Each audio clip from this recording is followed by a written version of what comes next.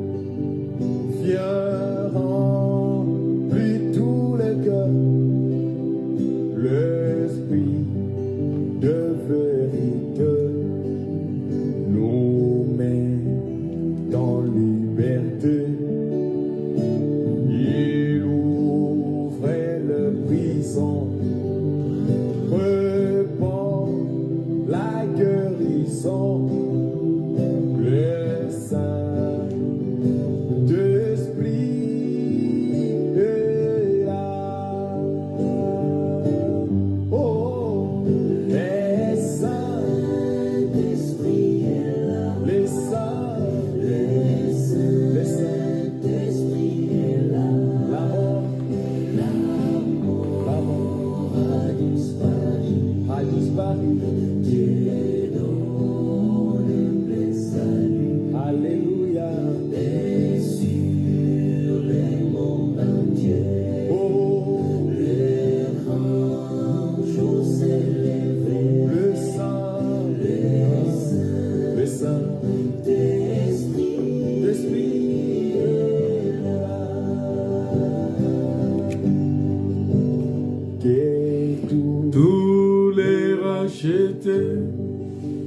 chante la liberté, car Christ a tout accompli.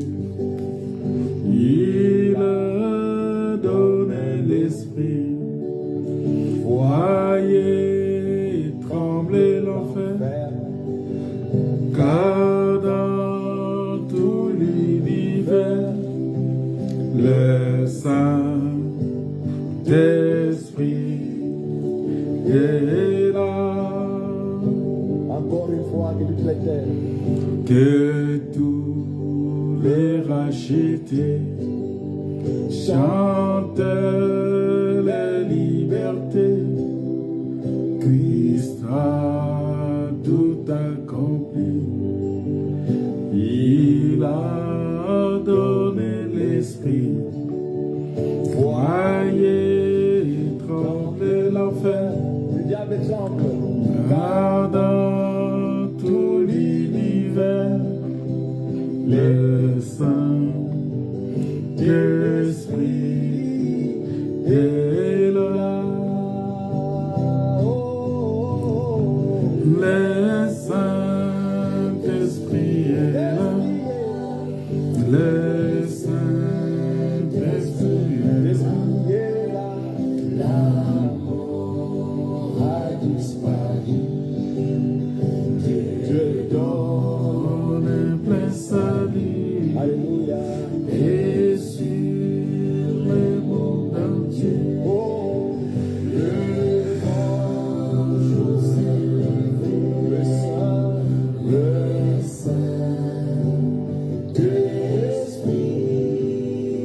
est là. Shalom bien-aimés, shalom frères et sœurs, que la paix et la grâce vous soient accordées. Nous vous saluons dans le nom de Jésus-Christ. Et nous croyons que Dieu est avec nous, Dieu est de votre côté, Dieu est avec nous, il est notre Seigneur, il est de notre côté et il nous conduit, il nous soutient parce qu'il est le même hier, aujourd'hui, éternellement. Oui, il est le même, il est ce Dieu grand, il est ce Dieu redoutable, il est ce Seigneur de gloire, il est celui qui véritablement dit quelque chose et la chose s'accomplit. Il est le Seigneur, il est le roi des rois. Voilà pourquoi nous nous retrouvons encore à ce moment ici pour lui rendre des actions de grâce et surtout bénir son nom à cause de son amour, à cause de sa fidélité, à cause de tous les biens qu'il fait pour nous. Et nous continuons notre étude sur ce que nous avons commencé, que Dieu est avec nous. Il est notre Père, il est avec nous.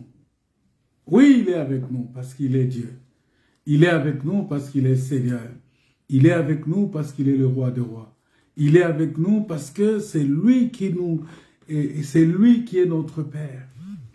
Et nous avons vu que être avec Dieu, en d'autres termes, être dans la présence du Seigneur, être dans sa présence, c'est quelque chose d'extraordinaire. Il n'y a pas quelque chose qui peut se dégager au-delà d'être dans la présence du Seigneur. Parce que quand on est dans la présence du Seigneur, on est rassuré de beaucoup de choses. Parce que quand Dieu est avec nous, il nous conduit, il nous soutient, il marche avec nous et il nous protège. C'est quelque chose de bien. Et nous avons vu que, parce que là on a parlé un peu de l'habitation de Dieu, de comment Dieu a fait en sorte qu'il puisse aujourd'hui habiter parmi nous. Et nous disons que tout ce que Dieu était, s'est manifesté en Christ. Tout ce que Dieu était. Et tout ce que Christ était aussi, lui, doit être manifesté par l'Église.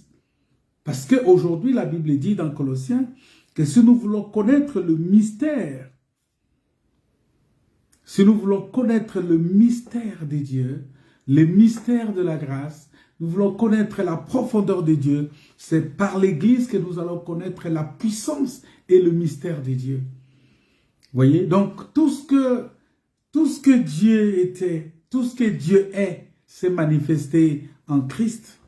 Et tout ce que Christ est, doit se manifester aussi à l'Église. Ça veut dire que L'église, c'est toi, c'est moi, c'est nous qui sommes la maison de Dieu, c'est nous qui sommes l'habitation de Dieu en esprit. Et donc, du coup, quand on vient vers nous, quand on nous regarde, quand on nous voit, on sait voir tout de suite que non, c'est la maison de Dieu.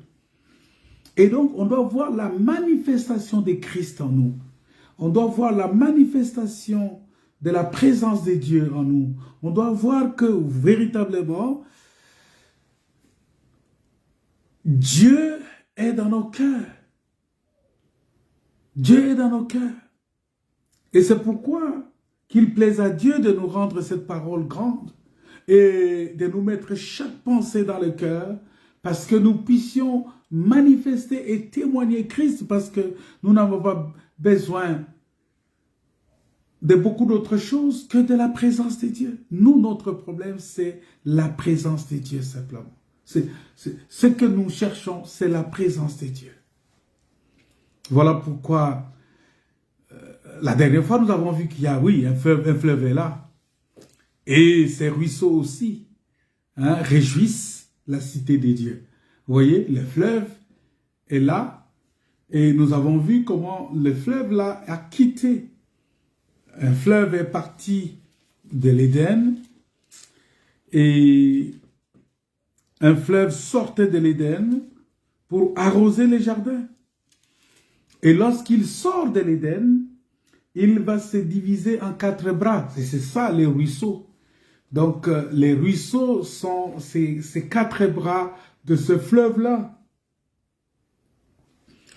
Et ce fleuve-là, c'est ça la demeure du Très-Haut.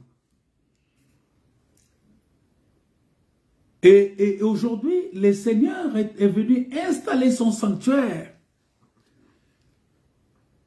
Il est venu installer son sanctuaire ici-bas. C'est-à-dire qu'il a dit, et Moïse a dit, c'est pourquoi on avait vu avec vous la dernière fois, que Dieu a dit à Moïse, quand Moïse est allé sur la montagne, Moïse n'est pas descendu seulement avec la loi, les 10 commandements, comme nous l'enseignons, mais il est descendu aussi avec le tabernacle. Vous voyez? Et donc le tabernacle qu'il est descendu avec, c'était dans sa pensée. Dieu lui a donné, Dieu lui a fait voir cela. Il a vu le tabernacle. Il a vu le tabernacle et il a reçu ça. Il a reçu le tabernacle et il est descendu avec ça. Et quand il parlait du tabernacle, le peuple n'avait pas d'idée sur le tabernacle. Et c'est ça l'évangile en fait. Lorsque on parle de ces choses, c'est des choses qui ne sont jamais montées dans le cœur, que l'œil humain n'a pas vu, et qui n'est jamais monté dans le cœur. Et c'est ça l'évangile éternel. C'est-à-dire que lorsqu'on enseigne, quand Moïse est descendu, il est descendu avec le tabernacle. Mais cela, l'œil n'a pas vu. L'œil n'a pas vu ça. Cela n'est jamais monté dans le cœur. C'est-à-dire que même Israël, quand ils sortaient de l'Égypte, ils n'avaient aucune idée dans leur tête qu'ils doivent construire un tabernacle dans le désert. Et ils ne s'attendaient pas à ça. Même quand ils ont ramassé des choses chez les Égyptiens, ils ont pris de l'or, des matières premières, toutes ces choses-là, et ils ne savaient pas. Vous voyez? Et donc, ils ont pris ça, ils sont venus avec, parce que comme on avait vu que la première année, c'était l'année où on rassemblait les matériaux. Et la deuxième année, c'est l'année de l'installation du tabernacle. Donc, lorsque Moïse est descendu, c'est la première année. Vous voyez? Il est descendu pour rassembler les matériaux. Et ça, nous pouvons parler de la première venue de Christ. C'est-à-dire que la première venue de Christ, c'est pour rassembler les matériaux, pour la construction du tabernacle. Vous voyez, il fallait maintenant rassembler les matériaux, il fallait rassembler tout ce qu'il faut pour construire le tabernacle. Et donc Moïse est descendu avec ça. Il est descendu avec le plan du tabernacle. Donc dans sa tête, il y avait le tabernacle. Mais le peuple ne pouvait pas voir le tabernacle. Seul Moïse avait le tabernacle dans sa tête. Il avait le tabernacle. Et donc quand il est descendu, il a commencé par parler, il a commencé par dire, bon écoutez, amenez-moi des offrandes, amenez-moi ceci. Les gens ne voyaient pas le tabernacle à ce moment-là. Vous voyez, les gens ne voyaient pas le tabernacle. Donc pour vous dire tout simplement que lorsqu'on dépose la chose, lorsqu'on descend avec l'évangile, c'est des choses qui ne sont jamais montées. C'est de la manne en fait. Le peuple doit poser la question, qu'est-ce que c'est? Voilà pourquoi quand Pierre va prendre la parole devant tous, quand le Saint-Esprit est descendu, le Saint-Esprit est descendu pour expliquer comment le tabernacle doit être construit, le véritable tabernacle. Le corps de Christ doit être construit. Et donc Pierre prend la parole, il commence par enseigner, il commence par prêcher, il commence par déclarer des choses. Il leur dit, la Bible dit que ce jour-là, les gens ont eu le cœur vivement touché et ils ont posé la question, hommes frères, que devons-nous faire? Parce que cela ne leur a jamais monté à l'esprit. C'est des choses que l'œil n'a pas vues, que l'oreille n'a pas entendues, qui n'est jamais monté dans le cœur. C'est ça l'évangile. Et c'est là nous voyons que par l'offrande du sacrifice de Jésus, la Bible dit qu'il a sanctifié une fois pour toutes ceux qui ont cru en lui. Vous voyez? Et donc il commence à démontrer comment le tabernacle doit être construit. Il rend possible, il rend visible ce qui était invisible. Il rend visible ce qui était invisible, c'est-à-dire ce qui était seulement dans la pensée. Or, la parole de Dieu aujourd'hui, ça commence au niveau de la pensée. La pensée vient parce que Dieu, il a pensé, c'est ça, au commencement, Dieu créa les cieux et la terre. Il a pensé. Après, quand il a fini de penser, il a parlé. Il a dit que la lumière soit. La lumière vient. Et quand la lumière vient, maintenant, il doit commencer maintenant à placer les choses. Vous voyez? Il doit commencer maintenant par placer les choses. En ce moment-là, nous nous retrouvons dans la phase de l'accomplissement.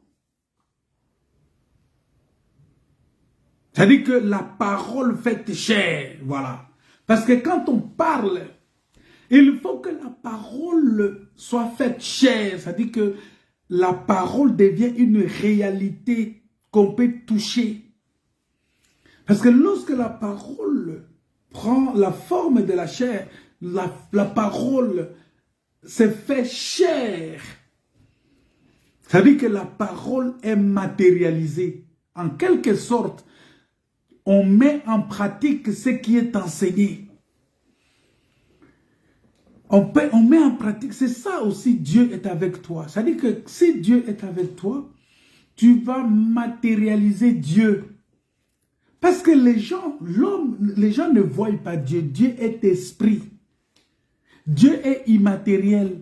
Mais maintenant, on va le voir, lorsque on va mettre Dieu en pratique, on va rendre Dieu visible pour que les gens... C'est pourquoi la Bible dit que Jésus-Christ, dans sa forme, né de Marie, il était l'image de Dieu invisible. Il était l'image visible de Dieu invisible. Voilà pourquoi, bien-aimés dans le Seigneur, il est important pour nous Il est important pour nous. Parce que toute personne qui se tient dans la vie terrestre, toute personne qui est dans la vie terrestre a quelque chose qui vient du spirituel en lui. Parce que ce qui est visible a commencé par ce qui est invisible. Même la création. La création a été d'abord invisible avant de devenir visible. Voilà pourquoi vous allez remarquer que la Bible dit que l'agneau a été immolé dès avant la fondation du monde. Oui, l'agneau a été immolé dès avant la fondation du monde. Ça veut dire que avant la création, l'agneau a existé. Et cet agneau-là qui a existé, on va le matérialiser maintenant à la création. Vous voyez? Donc, pour dire tout simplement qu'il y a des choses que nous devons faire et nous devons rendre grâce parce que Dieu est avec nous. Et puisqu'il est avec nous, il est notre Père, il est notre Seigneur, il est le Roi des rois, il est le Dieu tout-puissant.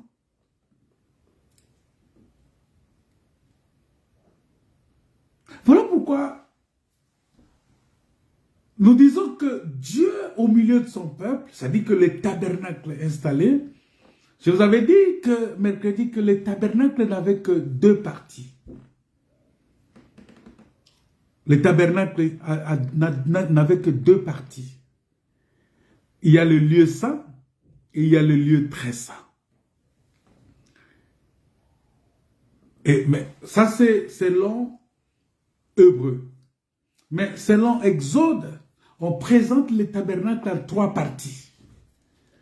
On présente la partie du parvis, on présente la partie du lieu saint et on présente la partie du lieu très saint. Mais dans le livre d'Hébreu, on présente le tabernacle en deux parties, c'est-à-dire le lieu saint et le saint des saints, c'est-à-dire le lieu très saint.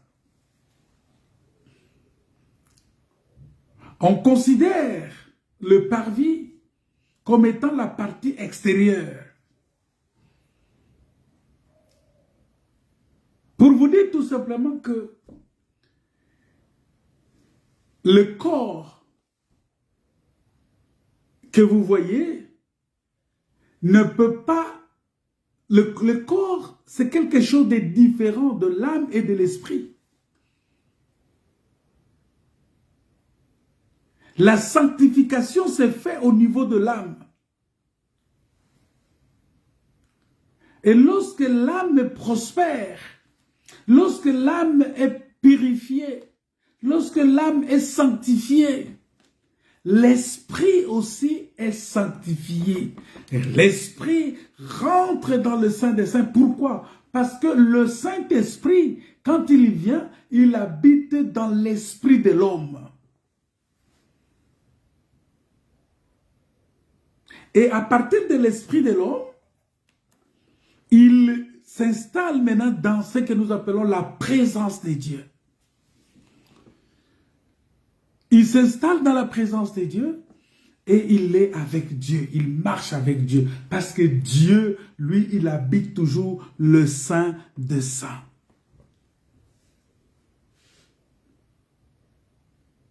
Et c'est ça qu'on appelle une demeure incomparable, parce que cette demeure-là, c'est une maison qui n'est pas faite de main d'homme. C'est une maison qui est faite de Dieu lui-même. C'est Dieu lui-même qui a construit cette maison-là pour habiter. Parce que néanmoins, Dieu désire, il veut manifester sa présence au sein de son peuple. Il le veut comme ça. C'est pourquoi on appelle aussi le tabernacle la maison de Dieu. Le tabernacle est appelé la maison de Dieu.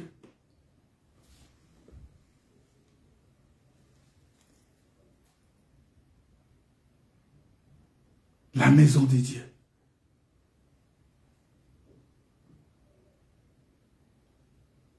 Et nous devons comprendre que Dieu Parce que quand on parle, je vais expliquer ça tout à l'heure, lorsqu'on parle de l'omniprésence des dieux, l'omniprésence des dieux est différent justement de la présence des dieux. L'omniprésence est différent de la présence des dieux.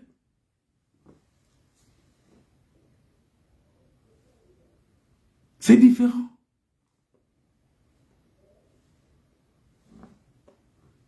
Il y a une différence. Et avant d'aller plus loin, parce qu'il est important de faire cette distinction-là entre l'omniprésence des dieux et sa présence manifestée. Parce que c'est vrai, Dieu est omniprésent. Cela signifie qu'il est partout, en tout temps. C'est ça l'omniprésence. Il est partout en tout temps, partout.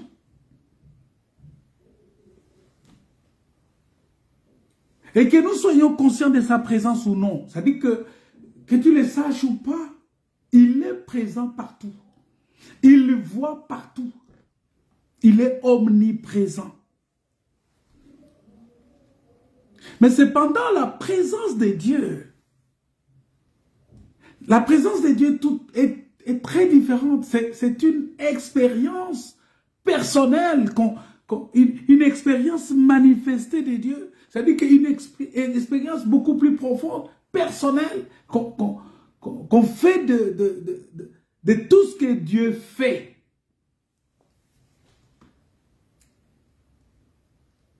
Il y a une tangibilité. Par exemple, je sens la présence de Dieu. Un moment où la présence devient palpable parce que l'omniprésence, il est partout à la fois. Mais lorsque cette présence-là devient palpable pour moi, je le sens. Je vois comment il agit. Je vois comment il fait des choses. Je vois comment il me répond. Je vois comment il fait. Donc, à ce moment-là, je peux parler, je suis dans la présence de Dieu. Ça veut dire que je vis cette présence-là d'une manière particulière dans ma vie. D'une manière directe. Et c'est ça qu'on appelle, parce que il faut comprendre ça. Ça veut dire que l'omniprésence, Dieu, il est partout. À tout temps. Tout le temps, il est partout. Mais la présence de Dieu, c'est-à-dire la présence de Dieu peut se manifester. Je vais vous donner un exemple simple. Lorsque Israël était sorti de l'Égypte, ils étaient dans deux choses à la fois. Il y avait l'omniprésence, parce que l'omniprésence de Dieu est même en Égypte.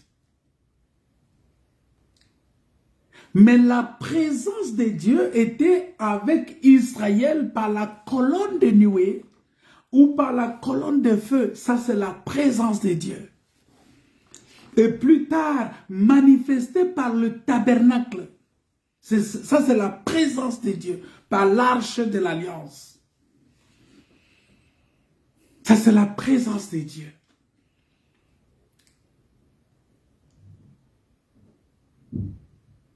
La présence de Dieu. Vous voyez? C'est-à-dire que cette présence-là est manifestée par le tabernacle, par l'arche de l'alliance, par la colonne de feu, par la colonne de nuée. Ça, c'est la présence. Mais l'omniprésence, c'est-à-dire qu'il est partout.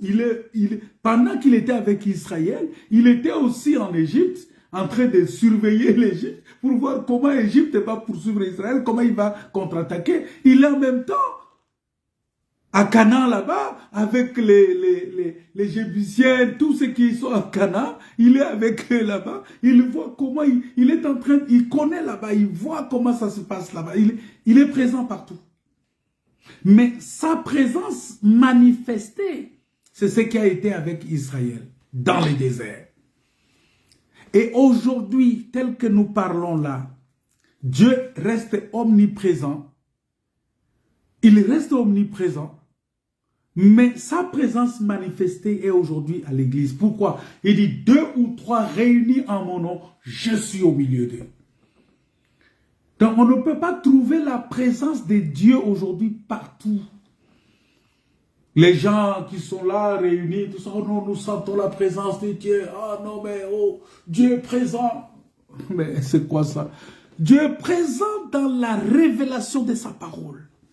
Dieu est présent lorsque on prend l'écriture, on ouvre l'écriture, parce que Dieu, se cache dans les écritures. Et c'est lorsqu'on ouvre l'écriture qu'on voit la présence de Dieu. Mais si on n'ouvre pas l'écriture, si on n'explique pas, s'il n'y a pas l'explication des choses, c'est difficile de voir Dieu. C'est difficile. Voilà pourquoi nous disons que c'est très important que nous puissions rentrer dans une communion intime, consciente avec Dieu, afin de goûter au bienfait de sa présence. C'est-à-dire, afin que nous puissions avoir de l'impact d'une vie centrée sur la présence de Dieu. Sinon, nous allons aller seulement comme ça. Les gens pensent que la présence de Dieu, c'est lorsqu'il est dans un culte, il sent la chair de poule, il sent quelque chose qui le fait trembler. Ah là, Dieu était présent. Non, la présence de Dieu, c'est lorsqu'on prend l'écriture, on ouvre et on sort Dieu, on montre au peuple. Et le peuple voit Dieu, le peuple est content. Vivre dans la présence de Dieu, bien aimé, ça transforme tous les aspects de notre vie. Vous savez ça? C'est-à-dire que quand tu vis dans la présence de Dieu, quand tu vis avec Dieu, c'est-à-dire qu'il y a une transformation, pas une amélioration. Écoutez, Dieu ne vient pas pour améliorer notre situation. Non, il vient pour transformer. Il vient pour... La mission de Jésus-Christ, c'est de transformer. Voilà pourquoi il dit, ne vous conformez pas au siècle présent, mais soyez transformés par le renouvellement de l'intelligence. Vous voyez? C'est ça la mission de Dieu. Et donc, si Dieu est présent, il y aura une transformation dans tous les aspects de la vie. Parce que c'est à travers cette présence que nous trouvons des réponses à nos questions les plus profondes. Et c'est ça ce que nous appelons le pourquoi de chaque chose. C'est-à-dire, vous voyez? Parce que la présence de Dieu, c'est lorsque nous avons la réponse à toutes nos questions, à nos questions les plus profondes. La présence de Dieu. Voilà pourquoi la présence de Dieu, c'est là où il y a la sagesse. Et vous allez voir que la sagesse de Salomon a fait que la reine de Séba s'est déplacée. C'est ça la renommée. Parce que la présence de Dieu, c'est aussi la renommée de Dieu. On reconnaît la présence de Dieu, c'est la renommée de Dieu qui démontre sa présence. Alors, quand on parle de la renommée, pour comprendre cela, il faut aller dans la renommée de Salomon. La renommée de Salomon n'était pas simplement dans la richesse qu'il avait, mais c'était surtout dans la sagesse qu'il avait.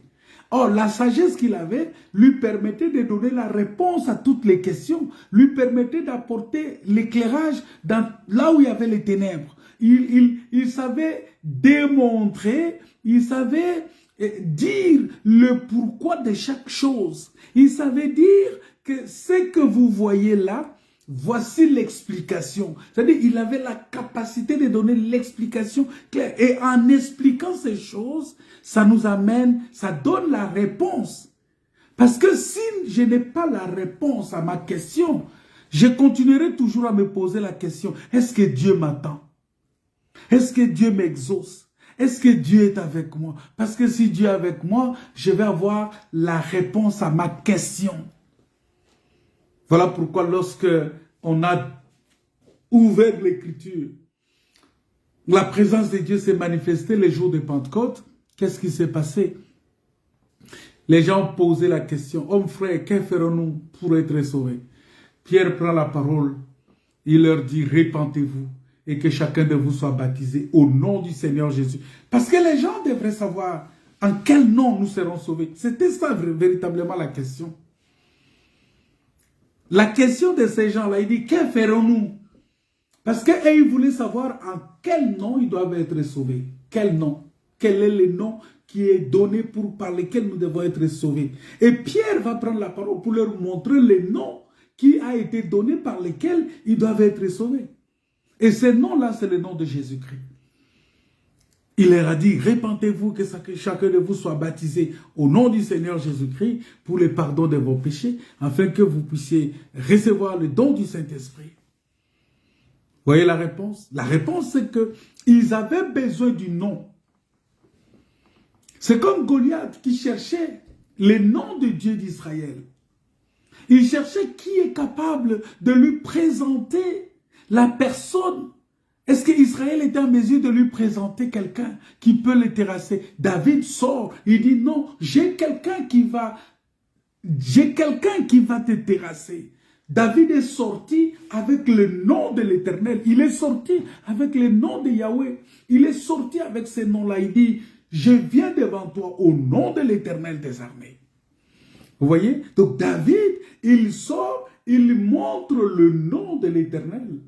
C'était ça la réponse.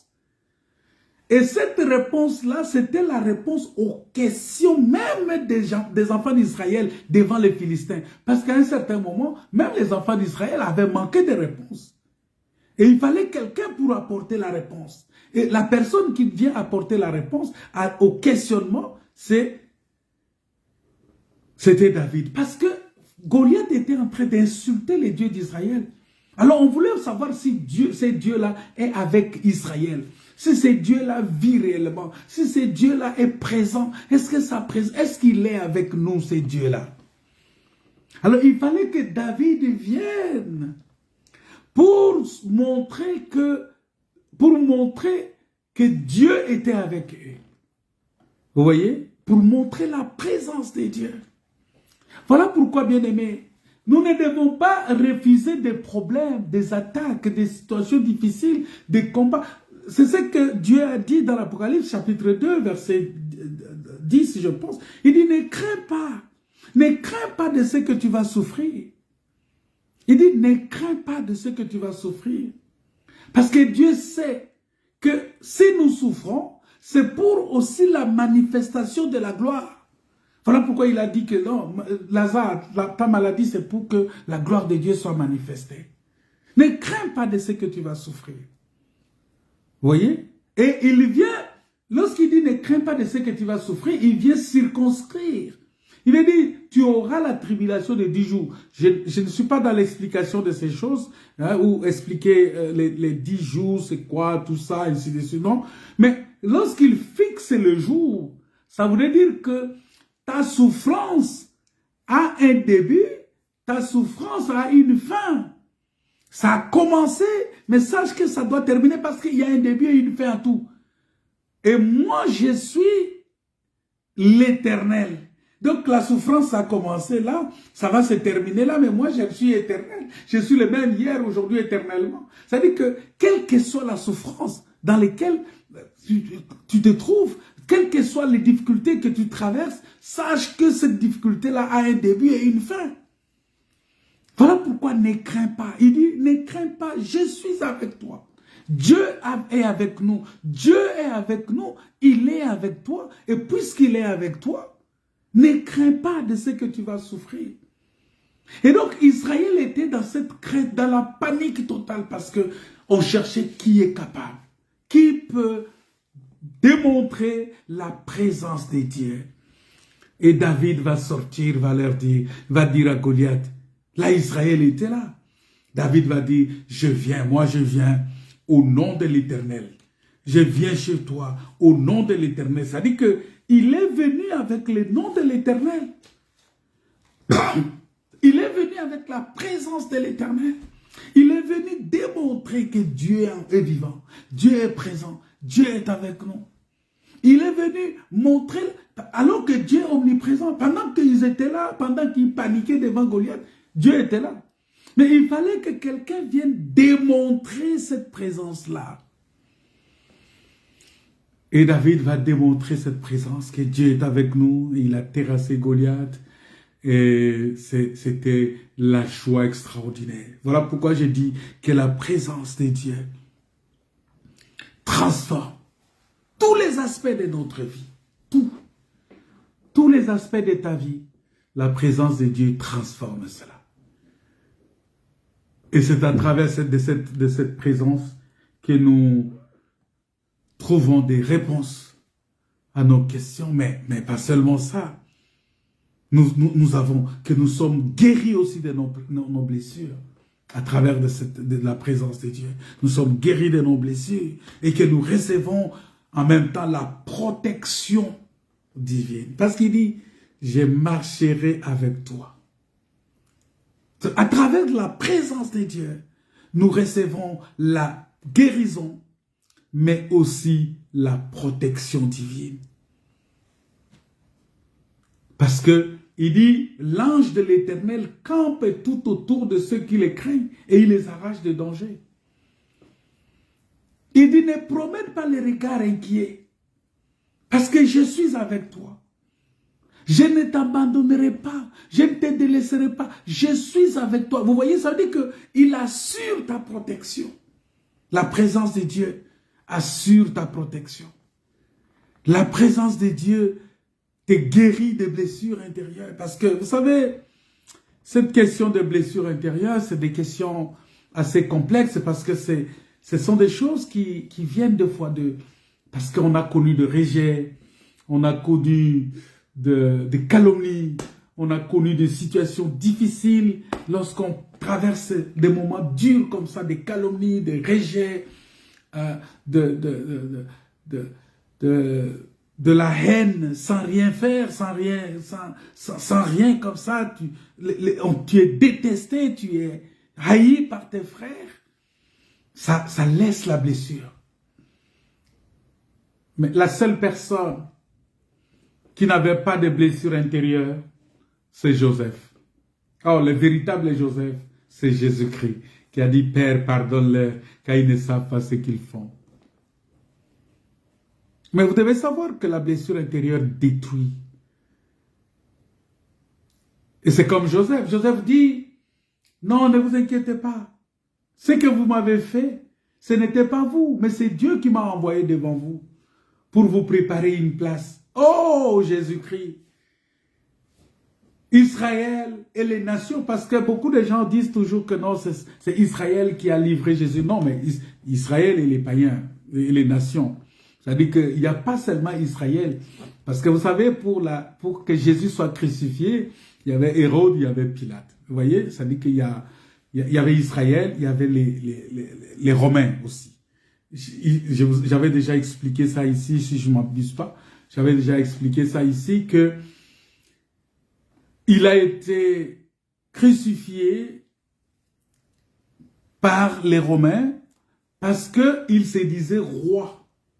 Et comme il s'est dit roi, il devient automatiquement l'ennemi de César. Vous voyez? Et il a été aussi crucifié par les Juifs parce qu'il se disait fils de Dieu. Or, s'il se dit fils de Dieu, selon les Juifs, ils savent que le fils de Dieu, c'est Dieu lui-même. Donc, il est en train de blasphémer. Vous voyez? Et ce blasphème-là mérite la crucifixion.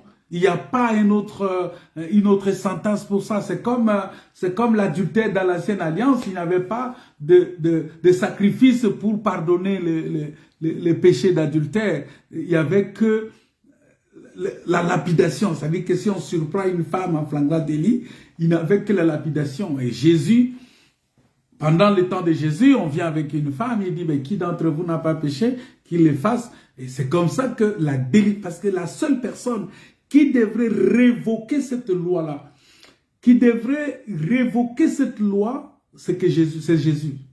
C'est comme Ruth, qui est la Moabite, qui ne devrait pas vivre dans l'assemblée d'Israël. Mais nous avons vu que cette loi-là a été révoquée. C'est ça ce que la parole de Dieu dit, qu'il a déchiré l'acte dont les ordonnances nous condamnaient.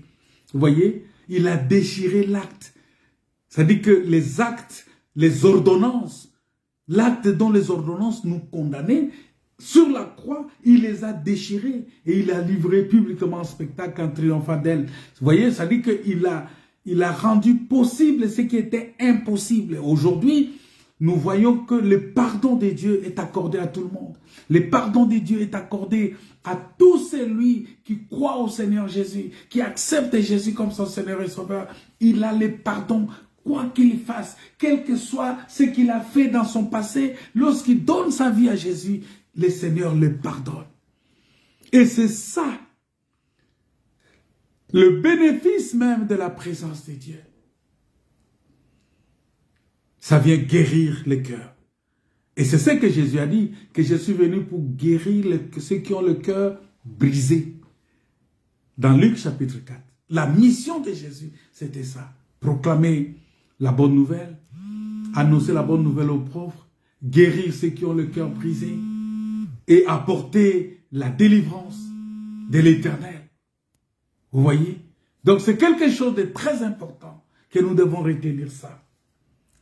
C'est quelque chose de très important que nous... Alors, c'est ça, cette expérience-là, qui doit avoir de l'impact. C'est cette expérience-là que nous avons besoin. Et lorsque nous recevons la protection divine, cela va nous amener à nous établir dans ce que Dieu a prévu pour nous. Vous voyez, il a dit que j'ai des projets que j'ai préparés pour vous. Des projets de bonheur et non de malheur. Alors, pour que nous puissions être établis dans ce projet de bonheur de l'Éternel, il nous faut vivre dans la présence de Dieu. Il faut être avec Dieu. Il faut être avec Dieu. Parce que quand nous vivons dans la présence de Dieu, nous ne sommes plus seuls. Tu n'es plus seul. En ce moment-là, tu as la conscience de sa proximité. C'est-à-dire, tu sens que tu es...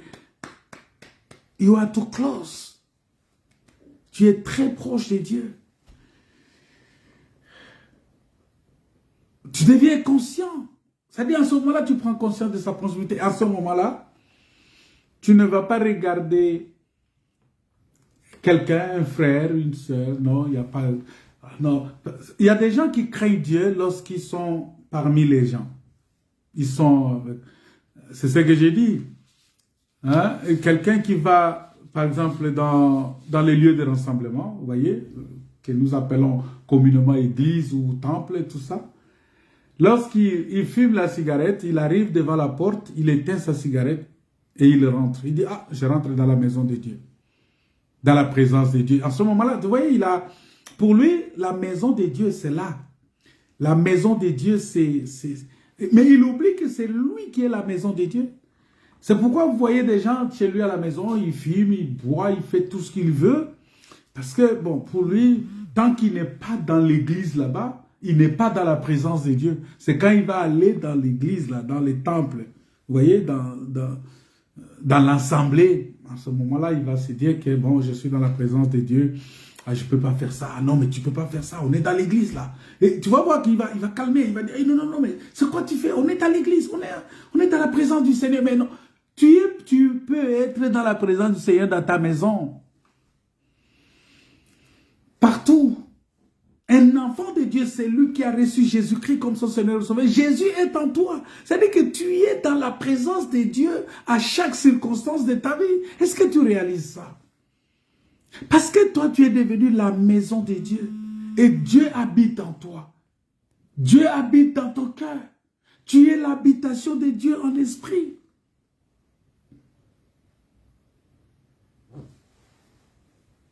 Parce qu'en ce moment-là, tu vas comprendre la capacité de Dieu à intervenir dans tes situations. Dans toute ta situation, dans tout ce que tu vis, dans tout ce que tu traverses comme situation difficile. Vous voyez? Donc la présence de Dieu,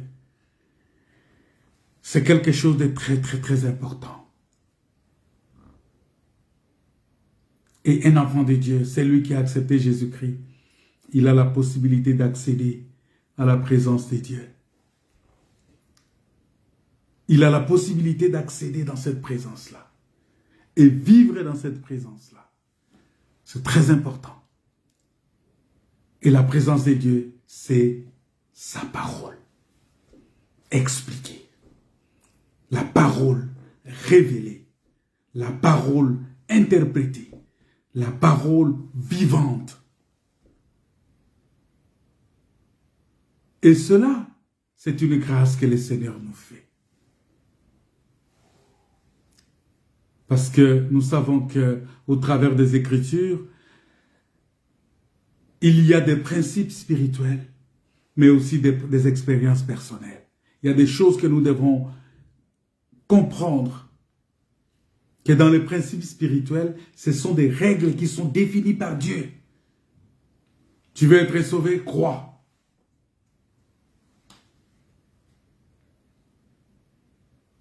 Celui qui croira et qui sera baptisé sera sauvé. Ça, ce sont des principes spirituels. Mais des expériences personnelles, c'est que tu crois, tu es sauvé. C'est comme les malfaiteurs, les brigands sur la croix. Il a vécu une expérience personnelle. Donc, tu ne peux pas prendre cette expérience personnelle de ces brigands sur la croix pour en faire une règle. Pourquoi? Parce que aujourd'hui, tu es encore là sur tes deux pieds. Il te faut croire et être baptisé.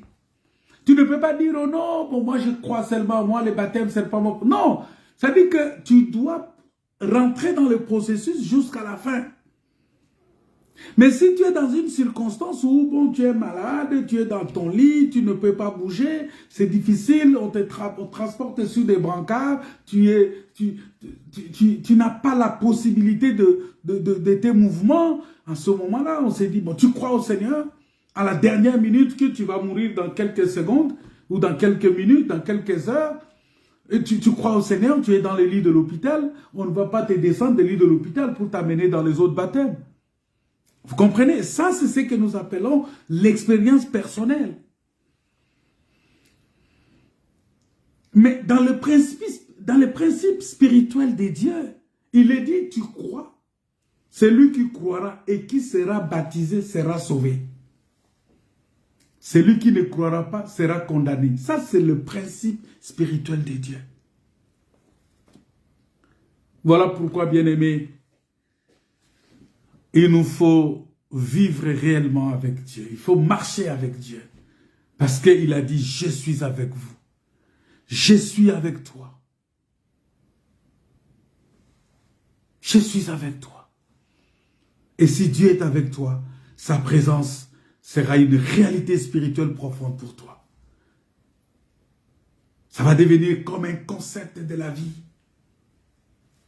De ta vie en tant que chrétien, en tant qu'enfant de Dieu, en tant que croyant, en tant que celui qui a reçu Jésus-Christ.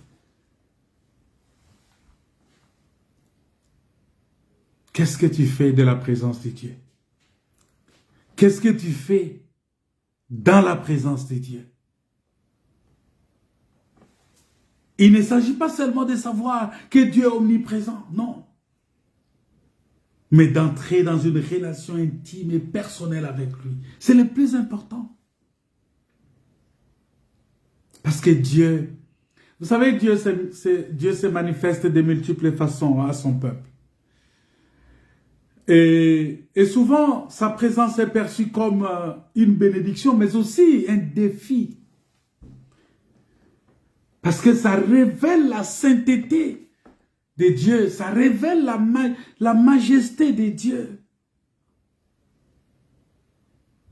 Mais plus ça révèle la sainteté, ça révèle la majesté, plus aussi cela est accompagné de la grâce de Dieu. Vous voyez? C'est là où on dit Dieu est le juste juge. Dieu de justice. Il est le roi de justice. Il est aussi le roi de paix. Vous voyez, Melchisedec, c'est ça. Il est le roi de justice, c'est-à-dire il juge. Il a le principe de jugement qu'il a établi. Mais il est aussi le roi de paix. La paix, c'est quelque chose qui vient avec la grâce. La paix, c'est lorsque tu parviens à parler le même langage avec Dieu. Lorsque tu comprends le langage de Dieu, tu comprends le parler de Dieu. Et la Bible dit, Dieu parle tantôt d'une manière, tantôt d'une autre. Mais on ne prend pas garde.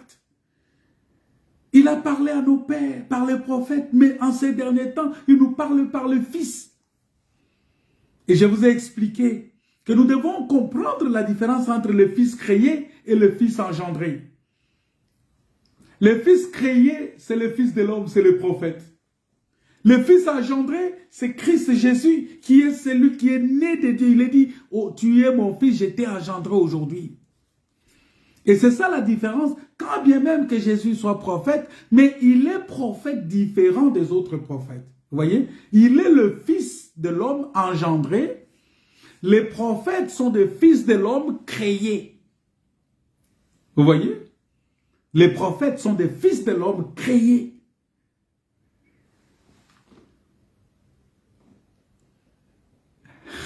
Les fils de Dieu créés. C'est ça Adam. Adam est le fils de Dieu créé. Jésus-Christ est le fils de Dieu engendré. Parce qu'il est mort, il est ressuscité. C'est ça être engendré. Parce que le concept d'être engendré de Dieu, c'est lorsqu'on sort du tombeau, on est ressuscité. Et nous aussi, nous participons à cette résurrection-là par la foi. Parce que nous étions morts. Mais en Jésus-Christ, aujourd'hui, nous sommes ressuscités. Parce que c'est ce qu'il disait, que les morts entendront la voix et ils vont sortir. C'est-à-dire que nous étions morts. Lorsque Jésus est venu, il nous a fait sortir de la mort. Et il nous a donné la vie. C'est-à-dire que nous sommes, c'est pourquoi on nous appelle, la Bible dit qu'il est le premier-né d'entre les frères. Ces frères-là, c'est nous. Vous voyez, c'est l'Église, il est notre premier-né, il est le premier d'entre nous. Il est le Fils de l'homme engendré. Nous sommes nés de Dieu parce que c'est lui qui croit, c'est lui qui reçoit Jésus-Christ. Il devient enfant de Dieu, né de Dieu, non de la volonté de l'homme, ni de la chair, mais de la volonté de Dieu. Donc nous sommes devenus héritiers de Dieu. Voyez, au même titre que Christ, nous sommes héritiers de Dieu. Christ aussi est héritier, nous sommes héritiers. Nous sommes co-héritiers avec Christ. Oh, mais quel privilège, alléluia. Quel privilège, quelle grâce d'être co-héritier des choses de Dieu avec Christ. Nous sommes co-héritiers. Il est héritier, moi aussi je suis héritier. Alléluia. C'est une grâce exceptionnelle. Je suis héritier de Dieu par la résurrection des morts. Je suis héritier de la grâce. Oh bien-aimé, tu es héritier. Est-ce que tu sais ça, que tu es héritier? Est-ce que tu sais que tu es héritier de Dieu? Mais pourquoi tu négliges l'héritage? Il y a beaucoup de gens qui négligent l'héritage. Tu as l'héritage. Et cet héritage-là, c'est la révélation de la parole que tu as. C'est ça l'héritage que nous avons. Notre héritage, c'est l'interprétation de la parole. Vous voyez, cet explication. Parce que, regardez, Jésus n'a pas donné cet héritage-là à tout le monde. Devant la foule, il parlait en parabole. Non, là, il ne peut pas avoir l'héritage. Mais lorsqu'il finit là-bas, il se retire à côté et il commence à donner l'explication. C'est ça l'héritage. Attends, on va lire un texte. Dans le livre de Matthieu, chapitre 24. C'est là où nous allons nous arrêter là parce que le temps est vraiment avancé. Aujourd'hui, je vais arrêter un peu plus vite. Voilà. C'est là où nous allons prendre maintenant notre texte que nous allons devoir expliquer et continuer. Il dit quoi dans Matthieu 24, verset 1?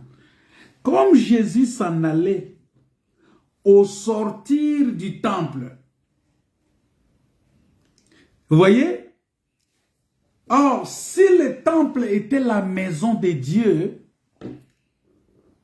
permanente, Jésus ne devrait pas quitter ce temple-là. Non, il ne devrait pas quitter ce temple-là. Mais regardez qu'est-ce qu'il fait. Il sort du temple et la Bible dit ses disciples s'approchèrent de lui pour lui en faire remarquer les constructions. Mais il leur dit, voyez-vous tout cela? Je vous le dis en vérité, il ne restera pas ici pierre sur pierre qui ne soit renversé. C'est-à-dire qu'il dit que ce bâtiment que vous voyez, il ne restera pas pierre sur pierre, c'est-à-dire aucune pierre ne sera dessus. Même la pierre angulaire de ce bâtiment-là est déracinée. Parce que ça devrait accomplir sa parole qu'il avait dit, détruisez ce temple et en 3 jours je vais les reconstruire. Ça devrait accomplir cela. Alors il dit, il ne restera pas pierre sur pierre.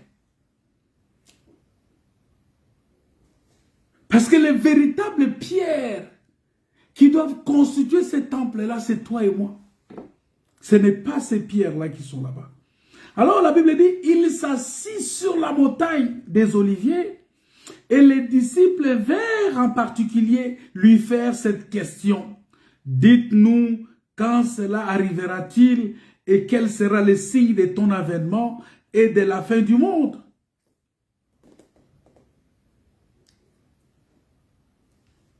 Vous voyez? Il va maintenant, c'est-à-dire que quand il quitte le temple, il va sur la montagne. Il va s'asseoir sur la montagne, c'est-à-dire au sommet de la montagne des Oliviers. C'est-à-dire que quand il arrive sur le sommet de la montagne des Oliviers, il va avec les disciples. Et il commence, les disciples lui posent la question. Et c'est là où il va commencer à leur expliquer, à donner l'explication. Il a quitté la maison, il a quitté les bâtiments. Parce que Dieu n'habite pas dans les bâtiments faits de mains d'hommes. Il habite dans le temple que lui-même a construit. Oh, Jésus-Christ en venant dans le monde, il a dit, Père, tu n'as voulu ni sacrifice ni holocauste, mais tu m'as formé un corps. Voici, je viens pour faire ta volonté. Et donc, la présence de Dieu, c'est aussi cette intimité créée pour recevoir l'explication des choses. C'est ça l'héritage. C'est-à-dire que Christ les a amenés sur la montagne pour leur donner l'héritage.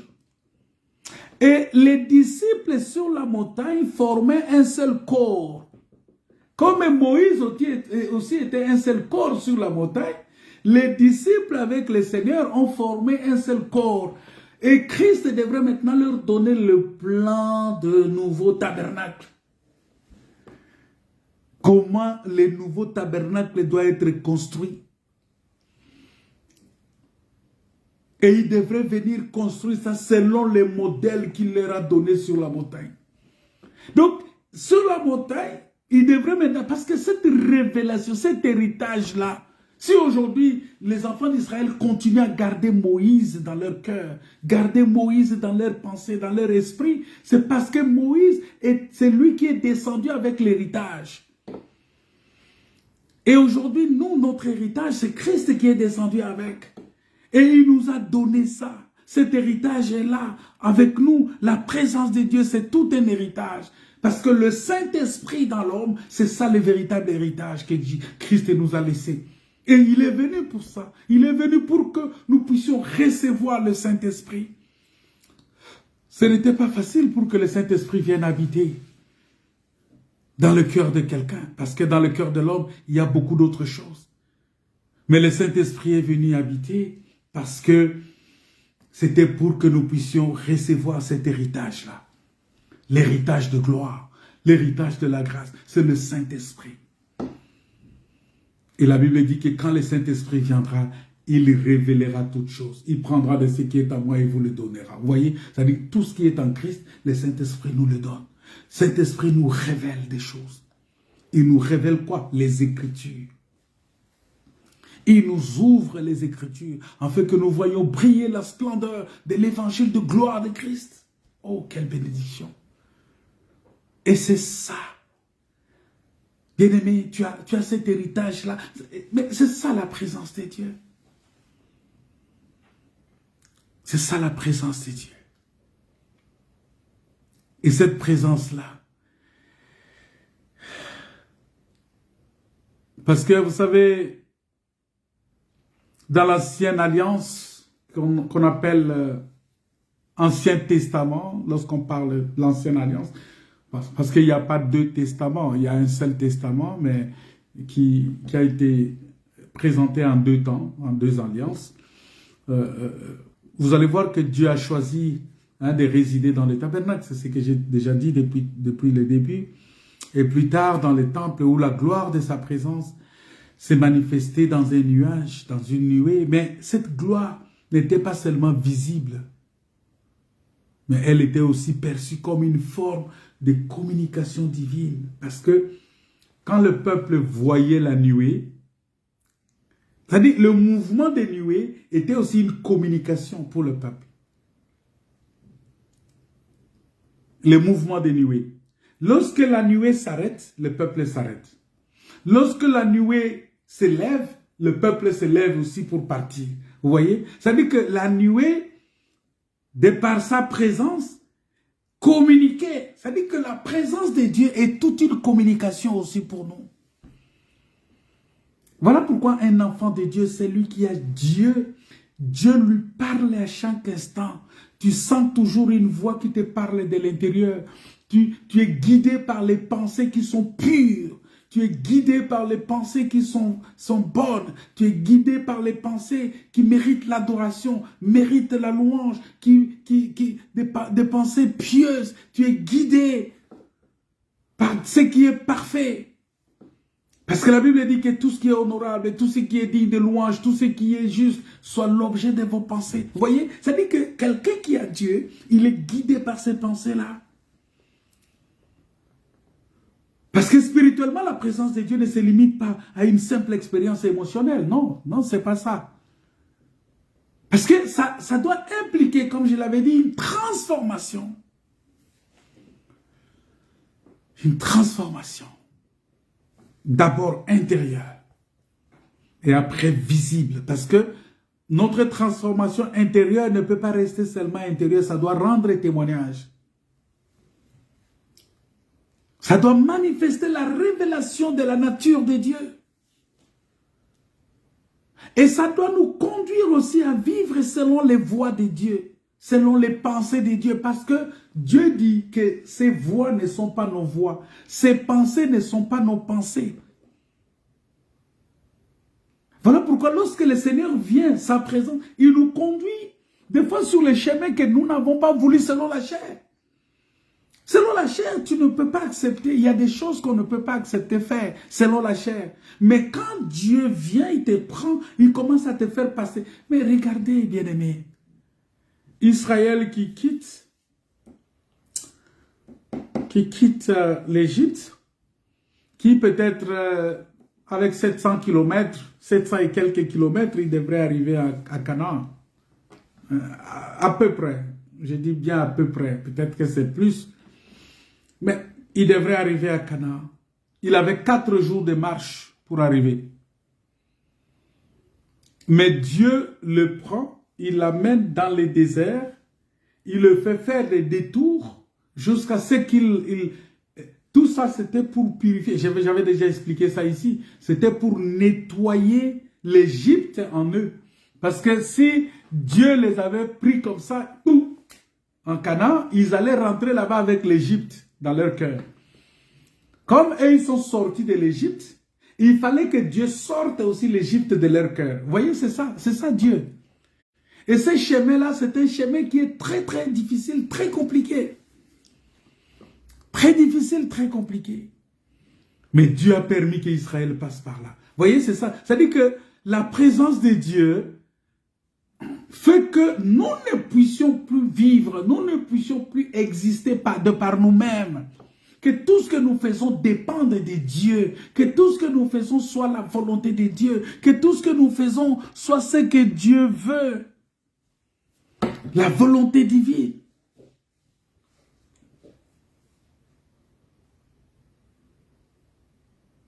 Vous voyez? Que nous devons vivre selon les voies de Dieu. Et lorsque nous sommes dans la présence de Dieu, lorsque nous sommes avec Dieu, nous ne faisons pas que recevoir les bénédictions, mais nous recevons également la capacité de changer, d'être transformés, la capacité de nous purifier, la capacité de nous aligner derrière ça avec la volonté de Dieu. Parce qu'il y a des gens qui pensent que quand il est dans la présence de Dieu, c'est simplement pour recevoir la bénédiction. Ah, on va recevoir la bénédiction parce qu'on est dans la présence de Dieu. Non, dans la présence, pas seulement ça. Dans la présence de Dieu, tu dois recevoir aussi la capacité de changer, d'être transformé. Alors pose-toi la question, depuis que tu es dans la présence de Dieu, depuis que tu vas, tu écoutes la parole de Dieu, quel est le changement qui s'est opéré dans ta vie? Ou tu vas seulement attendre les bénédictions matérielles, les bénédictions, oh non, les choses doivent changer. Et souvent, même nous les prédicateurs, quand on enseigne ça, peut-être on n'enseigne pas bien les choses aussi. On dit, si tu es dans la présence de Dieu, tu ne vas pas rester la même. Et directement, on lit ça, hein, on va lier ça directement à la prospérité matérielle. Vous voyez, à la bonne santé, à l'argent, à un bon mariage, à comme d'autres personnes pensent que le voyage aussi c'est une bénédiction. On lit ça aussi au voyage, on lit ça à l'argent, à toutes ces choses, au travail, un bon travail. Tu ne vas pas rester la même personne. Non. C'est-à-dire qu'il y a ça, oui. C'est vrai que quand quelqu'un accepte Jésus, il peut vivre ces choses aussi, il peut bénéficier de ces choses, bénéficier de cette prospérité-là. Mais le plus important, c'est la transformation intérieure. La transformation intérieure. C'est la révélation de la nature de Dieu. C'est très important en toi. Et que tu commences désormais. C'est comme Paul. Vous voyez, Paul, quand le Seigneur est venu pour marcher avec Paul, la présence de Dieu a fait que Paul, d'abord, a changé de direction. Vous voyez, il partait dans cette direction. Quand il a rencontré le Seigneur, il a changé de direction. Et en changeant de direction, on l'a amené chez quelqu'un qui devrait lui montrer qu'est-ce qu'il devrait faire, comment il devrait se conduire. Il dit, rentre dans la ville et là, on te dira ce que tu dois faire. Vous voyez? Ça veut dire qu'il ne fera plus ce que lui veut. Il va faire ce qu'on va lui dire de faire. Et c'est ce que nous sommes, nous, en tant qu'enfants de Dieu, qui sommes dans la présence de Dieu. On doit nous dire ce que nous devons faire. C'est comme les enfants disaient, ils ont posé la question, « Homme, frère, que ferons-nous » C'est-à-dire, qu'est-ce que nous devons faire? Il faut toujours poser cette question. Ne fais pas des choses de par toi-même. Pose la question, dis, qu'est-ce que je dois faire? Et la parole de Dieu est là pour te donner la réponse. C'est ça l'héritage. Tu vas avoir la réponse, on va te dire, voilà, comment tu dois marcher. Et il dit, Paul a dit à Timothée, jusqu'à ce que je vienne, afin que tu saches comment te conduire dans la maison de Dieu. Vous voyez? C'est-à-dire qu'il faut que tu saches comment te conduire dans la maison de Dieu. Comment tu dois te comporter. Comment tu dois être dans la maison de Dieu qui est Christ. C'est très, très, très, très important. Et cela, ça doit nous amener dans une capacité de changer, de nous purifier, de nous sanctifier, pour que nous soyons réellement une nouvelle créature. Et que les choses, parce que la présence de Dieu, c'est un espace où la vie chrétienne prend tout son sens. Quand tu marches avec Dieu, la vie chrétienne prend tout son sens. Et en ce moment-là, tu as une source, parce que la présence de Dieu, c'est une source où tu vas puiser la force nécessaire pour affronter la vie. C'est comme les enfants d'Israël. Leur force, c'est parce qu'il y avait la pierre qui marchait avec eux. Et la Bible dit que cette pierre-là, c'était Christ. Lisez dans 1 Corinthiens chapitre 10. On dit que cette pierre-là était Christ. Vous voyez? Cette pierre-là, la Bible dit que ils ont tous bu le même breuvage spirituel, car ils buvaient à un rocher spirituel qui les suivait. Vous voyez? Le rocher les suivait.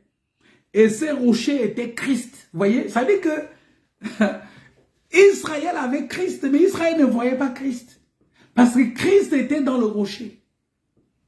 Alors pour le voir, il n'y a que Moïse qui voyait. Et Moïse savait qu'il faut frapper le rocher pour que Christ se manifeste. Vous voyez? Moïse savait que Christ était dans le rocher. Et frapper Christ, ça veut dire faire mourir Christ. Or, Christ, s'il meurt, c'est pour que nous ayons la vie éternelle. Sa mort nous donne la vie éternelle. Sa mort nous donne la guérison. Sa mort nous donne la délivrance.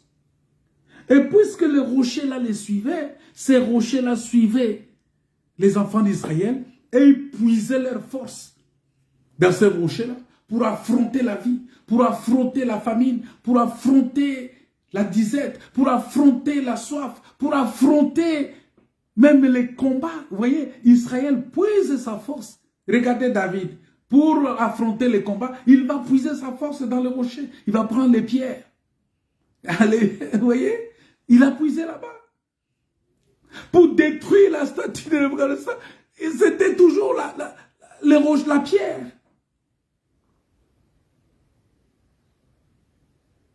Pour que Dieu descende parler à Jacob. C'était toujours dans la pierre parce qu'il a pris une grosse pierre, il a mis ça. Et l'échelle est descendue. Et la Bible dit, les anges de Dieu descendaient et montaient. Oh, la véritable pierre sur laquelle Jacob s'était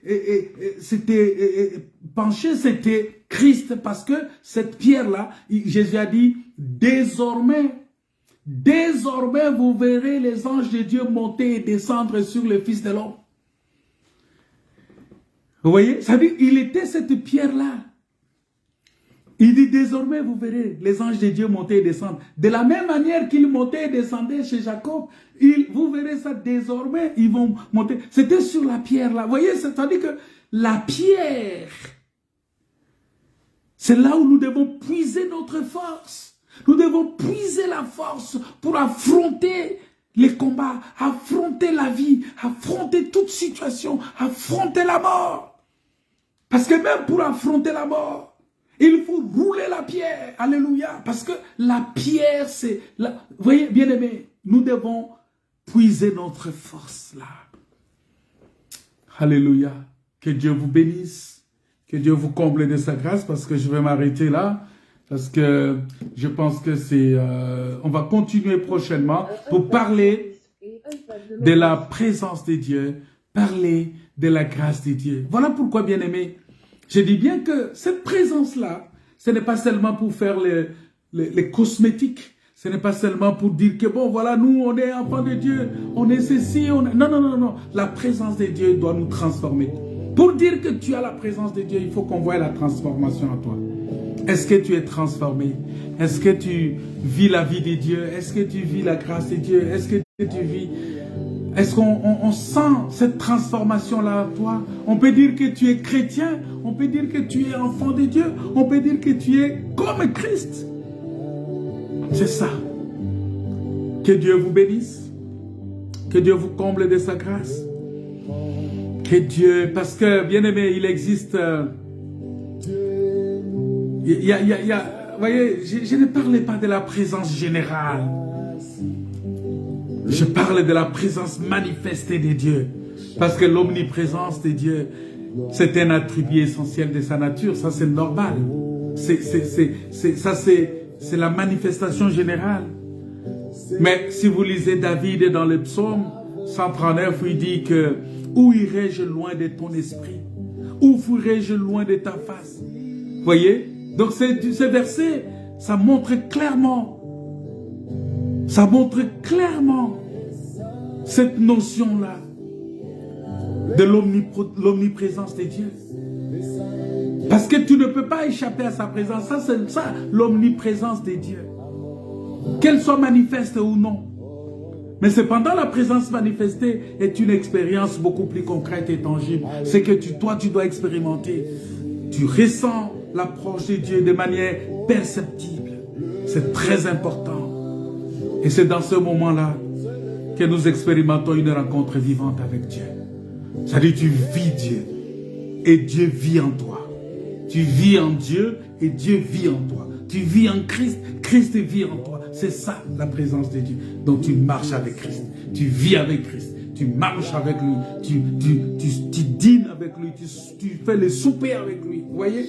Il entre chez toi, tu manges avec lui, il mange avec toi. Il dit, moi et mon Père, nous viendrons faire notre demeure en toi. Vous voyez, c'est ça dit que tu as la plénitude de cette divinité-là en toi aussi. Comme cette plénitude a habité en Christ, qui est l'héritier, cette plénitude-là, le Père et le Fils viendront aussi faire leur plénitude, habiter corporellement en toi. Tu vas être l'habitation de Dieu, ou la plénitude de Dieu, la plénitude de la divinité va habiter en toi. C'est très important. Voilà pourquoi on dit que nous sommes héritiers de Dieu. Parce que nous avons aussi la plénitude de la divinité en nous. Tu as la plénitude de la divinité. Maintenant, quant aux fonctions, quant à l'exercice des dons, c'est une portion, c'est la grâce, une portion de grâce qui se manifeste. Mais quant au salut, quant à la vie éternelle, tu as la plénitude de la divinité. Comme cela a habité corporellement en Christ, cette même plénitude-là habite en toi aussi. C'est pourquoi on t'appelle enfant de Dieu, on t'appelle chrétien, on t'appelle béni de Dieu, on t'appelle héritier de Dieu. Co-héritier avec Christ. On est héritier de Dieu. Alléluia. Que Dieu vous bénisse. Que Dieu vous comble de sa grâce. Je vais m'arrêter là. Grand consolateur. Voyez, la mission de Dieu, c'était ça. Pour que le Saint-Esprit habite dans nos cœurs. Alléluia. L'Esprit de vérité nous met en liberté. Il ouvre les prisons, répand la guérison. Alléluia. Merci Seigneur pour ta présence. Merci Seigneur pour ta présence. Au nom de Jésus. Bien-aimés dans le Seigneur, on va se retrouver dimanche à 14h30 pour écouter la parole de Dieu. De partout où vous êtes, soyez rassurés que dimanche à 14h30, on va écouter la parole de Dieu. On va parler sur lève-toi et sois éclairé. Que Dieu vous bénisse, que Dieu vous comble de sa grâce. Sois guéri, mais sois transformé surtout par la présence de Dieu. Sois transformé par la présence de Dieu. Donc nous allons nous retrouver dimanche à 14h30, heure de France. Ça sera probablement 8h30 ou 9h30 aux États-Unis. Donc, ça va vous permettre de nous suivre aussi depuis les États-Unis. Pour tous les frères et sœurs qui sont là-bas, que Dieu vous bénisse, que Dieu vous comble de sa grâce. Merci Seigneur. Soyez bénis. Si vous avez été bénis par ces messages, partagez-les dans vos groupes. Soyez bénis. Amen. Joyeux tremble l'enfer, car dans tout l'univers, le Saint-Esprit est là. Encore une fois, que toute la terre, que tout le rachète, chante leur liberté. Christ a tout accompli. Il a donné l'esprit. Voyeux tremble l'enfer, le diable tremble.